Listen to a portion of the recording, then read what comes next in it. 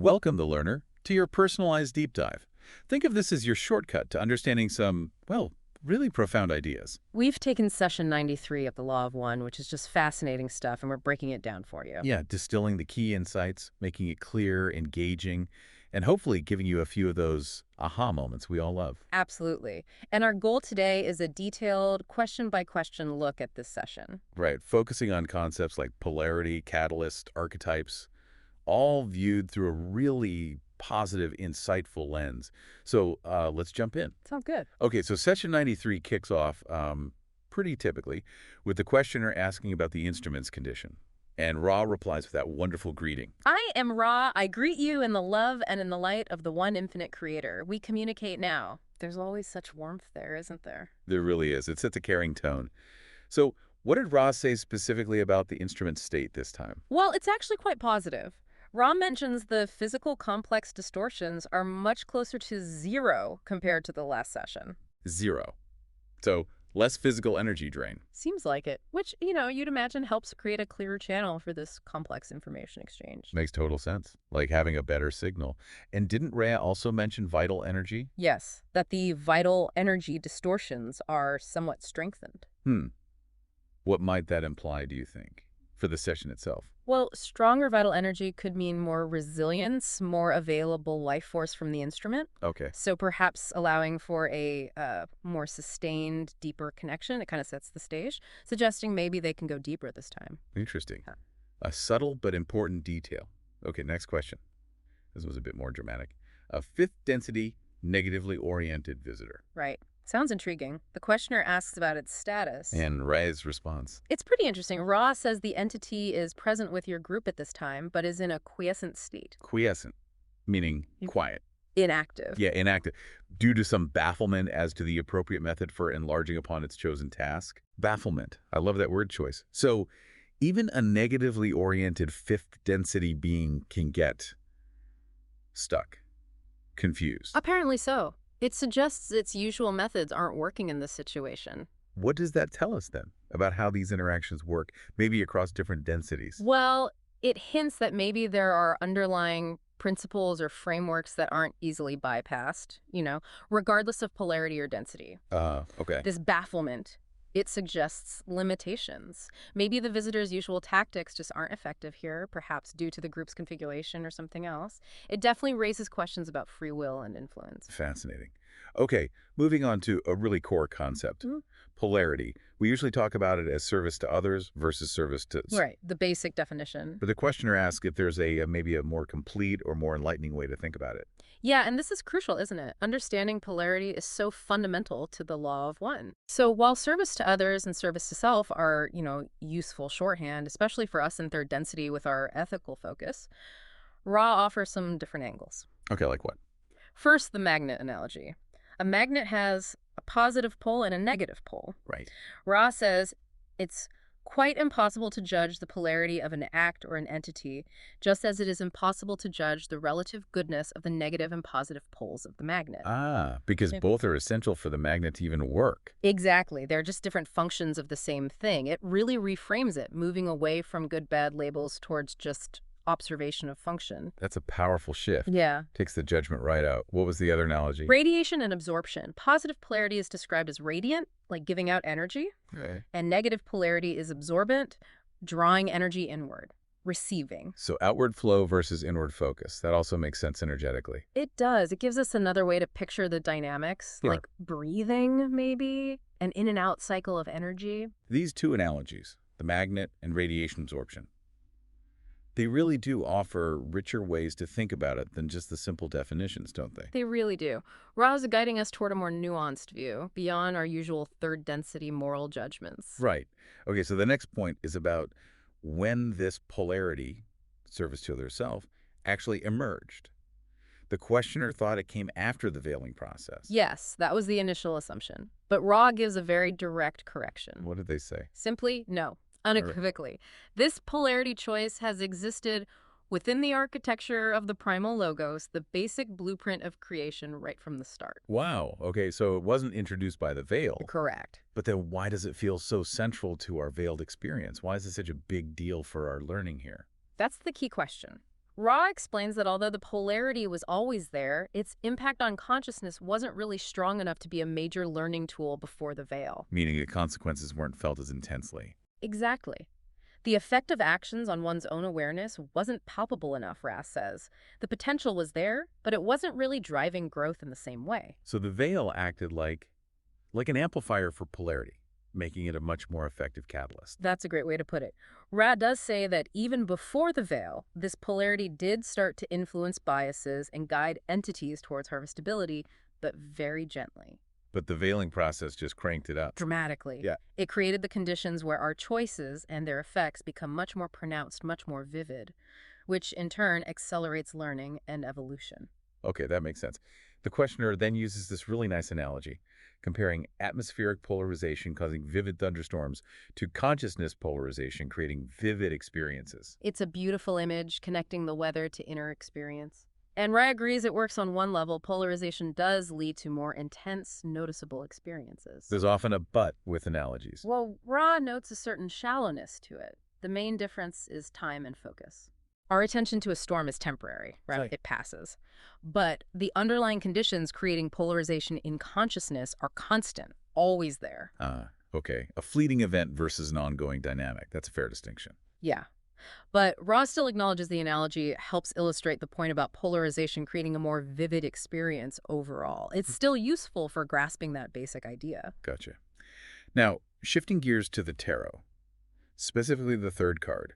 The questioner understands this is the first archetype introduced after the veiling. That's the premise. And the assumption is that this card is somehow specifically designed or loaded to create polarization. And Ra confirms this. This supposition is correct. But, interestingly, there's a pause just before that. Oh, what happened? Ra briefly checks on the instrument, mentioning needing to ease some discomfort. It's just a small moment, but it's a reminder of the human element here, the care involved. Absolutely. It grounds the whole thing. So, okay, this third archetype is meant to highlight and work with polarity. Yes, that's the takeaway. It's a focal point for exploring the choices and paths available to us. All right, so digging into the card's visuals, the questioner points out the black and white cups in the wheel. They wonder if that contrast hints at polarity. A thoughtful observation, Ross says. But not quite right. it seems that specific coloration is more from later astrological editions, not the core Ra symbolism. Ra asks the questioner to release that structured form. Okay, so what is the core meaning there, according to Ra? It's less about a random wheel of fortune and more about the abiding sun above it. That sun represents the constant light of spirit, shining protection over all available catalysts.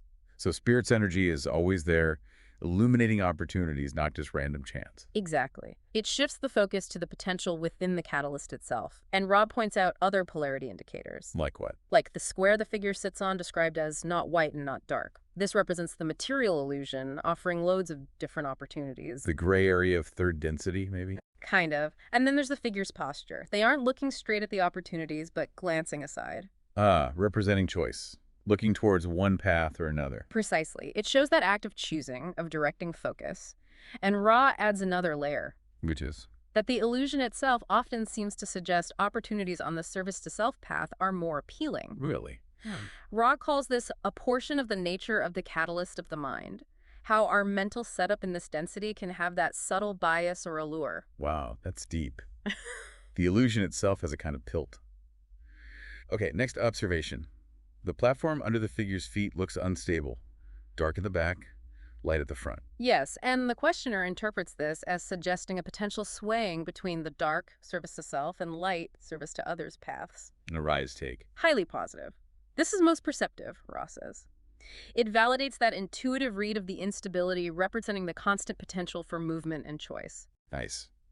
Okay, what about the bird in the card?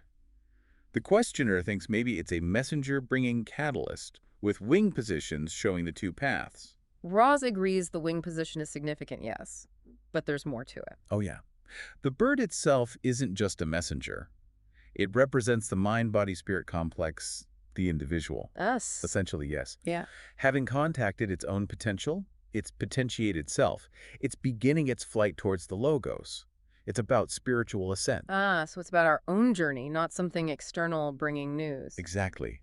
And Ra links the bird's nature to the female holding it, and a symbol under the main feeder's feet. It all ties back to the nature of catalyst itself. How so? Ra emphasizes that catalyst, initially, is overwhelmingly unconscious. It doesn't come from the intellect before it acts catalytically. There's a raw input hitting us before our minds even process it. That's the idea. It's the conscious mind that then takes this raw catalyst and works with it, applies it. Without conscious intent, it just remains unprocessed input, not really mentally digested. Okay, that's a really key distinction. To make it clearer, the questioner asks for an example of catalyst of the mind for an individual. Okay, a practical example. And Ra gives a very broad answer initially. It is. All that assaults your senses is catalyst. Everything. Pretty Right. much. Then they give specific examples from that very moment.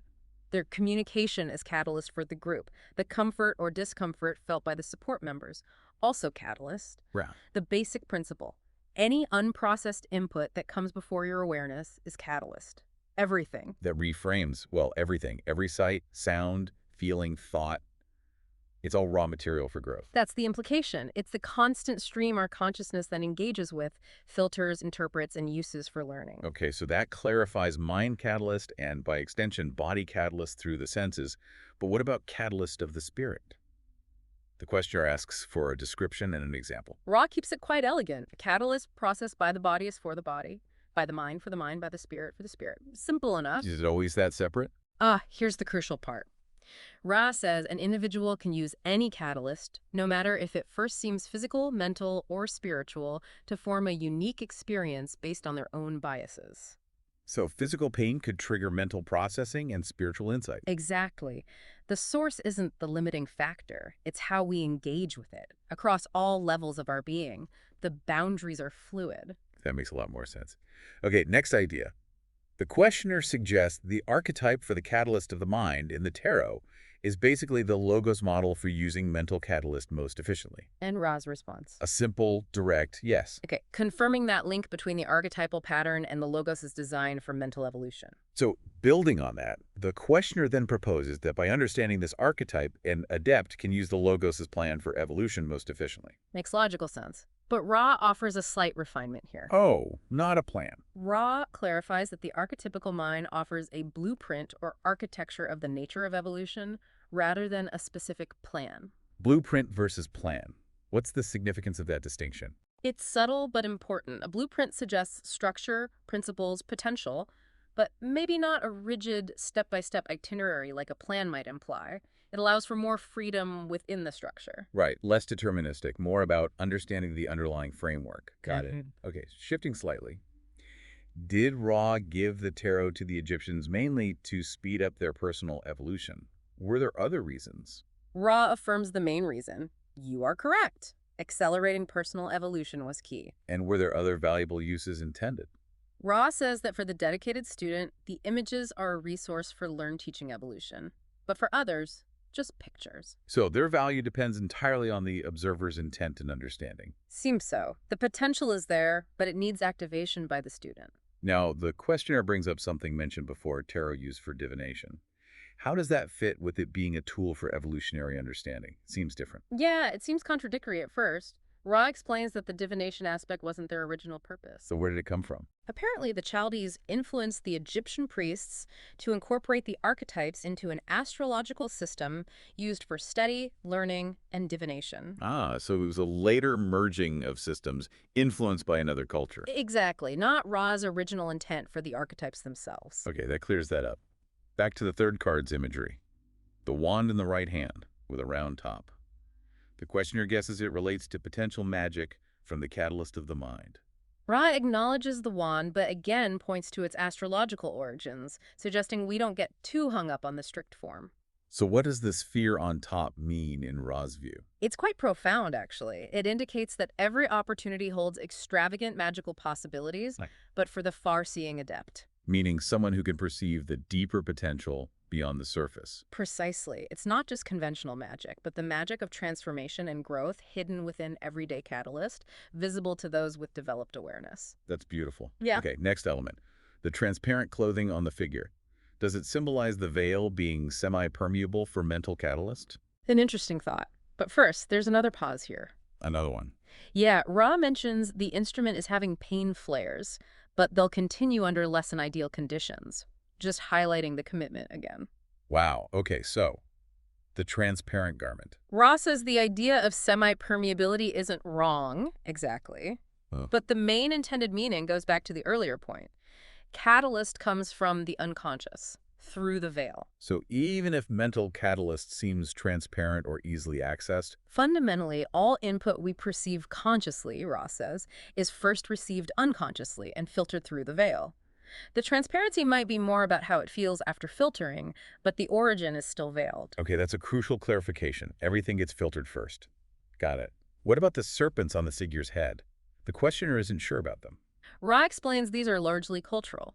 In the Egyptian context where the images were given, serpents represented wisdom. So a local symbol. Primarily, yes. Though Ra adds that more generally, users might see the serpent as representing magical power. They also mention placement matters on the brow. Indigo ray is positive, near the solar plexus, maybe less so. Context is everything. Does the serpent symbol itself have polarity, like service to self or service to others, in our illusion? The image, not the animal. Ra doesn't directly answer that in terms of STSTO. Instead, they reference a different coexisting culture where the serpent symbolizes the Kundalini energy. Ah, linking it back to that internal energy flow concept. Yeah. So multiple layers of meaning depending on the cultural lens. Exactly. Okay, before wrapping up the third card, the questioner asks if Ra has anything else to add about it. And Ra gives their standard, very wise response about teach learning. Right, not wanting to trespass on the student's own discovery process. Precisely. They avoid giving answers the student hasn't asked for, but Ra emphasizes they will comment on any observation the student makes. Encouraging active engagement. Definitely. Ra expends unique experiences for each person and sees the questioner's role here as building a conceptual foundation for future students. It's about laying groundwork. A responsible approach to teaching. Ra also mentioned something about the instrument reserving energy. Yes, a little reminder for the instrument to save enough energy for the transition back after the session. Again, that care is evident. Good point. Okay, final question on this card then. The shape of the crux ansata, the ankh, is there significance to its specific form? Ra hints that there are mathematical ratios within it that offer insights like riddles for those who enjoy them, but Ra won't solve the riddle. Leaving it for the student to figure out. Exactly. But they do explain the overall symbolism. Which is? The circle represents the magic of the spirit. The cross represents manifestation, often valued or understood through sacrifice or losing. And together. Together, the ankh signifies the eternal spirit existing in and through manifestation, and also beyond it, through the sacrifice and transformation of the manifest world. Wow. Spirit, manifestation, transformation, all in one symbol. That's powerful. It really is. And that seems to conclude the detailed analysis of the third card. It does. And Ra finishes this part with some positive feedback for the group and mentioning the swirling waters help the instrument's pain. Yes, acknowledging the support group's positive energetic contribution, then comes the final, beautiful closing. We leave you, my friends, in the love and the light of the Infinite One. Go forth, therefore, rejoicing in the power and in the peace of the one infinite and glorious Creator. Adonai. Always so resonant. Absolutely. So this deep dive into session 93, it really has unpacked so much, hasn't it? Layer after layer in every question and answer. It really has. Oh. From polarity's true nature, the constant flow of unconscious catalyst, the richness of the archetype. To the deep connections between mind, body, and spirit. It's incredibly comprehensive. And for you, the learner, we really hope you'll take some time to sit with these ideas, see how they resonate with your own understanding, your own experiences. Yeah, maybe consider this. How does knowing that most catalyst hits you unconsciously first change how you view your reactions or your day-to-day life? Ooh, that's a good one. Or, thinking about Ra's comment on the wand, what extravagant, magical possibilities might be hiding in what seem like ordinary moments or opportunities in your life? Lots to ponder. We genuinely hope this exploration has brought you valuable insights and maybe sparked even more curiosity. Thanks so much for joining us on this deep dive. Namaste. I am you, and you are me.